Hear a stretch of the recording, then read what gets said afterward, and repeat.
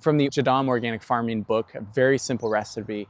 The Jadam microbial solution, we've made a lot of videos talking about the solution and why I like it. Honestly, the main reason that I'm such a fan of it is because you can source everything to make it very easily. You'll just need a handful of leaf mold soil, a bucket of dechlorinated water, some high quality sea salt, and a cooked potato or another cooked grain that you can blend up into a slurry.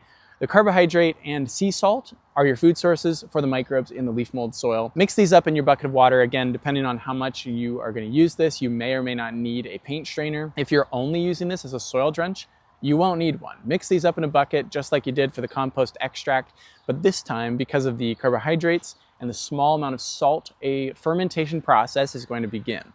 And it's a quick one. How long it takes is going to require you to perform a visual inspection. We'll go ahead and show you 3 buckets to illustrate what the microbial solutions look like at various hours within their fermentation. And you can tell by the way that the foam has formed a thick disc at the surface of the water. It's kind of coming off of the edges of the bucket. That is a mature fermentation. On the surface, the less mature bucket, you can sort of see the difference. The foam activity isn't as intense. And then on the one that's gone a bit too long, you can see that the disc has started to break apart, and it indicates that the microorganisms are diminishing in population as they're dying off, having expended their viable food source and spent too long without oxygen.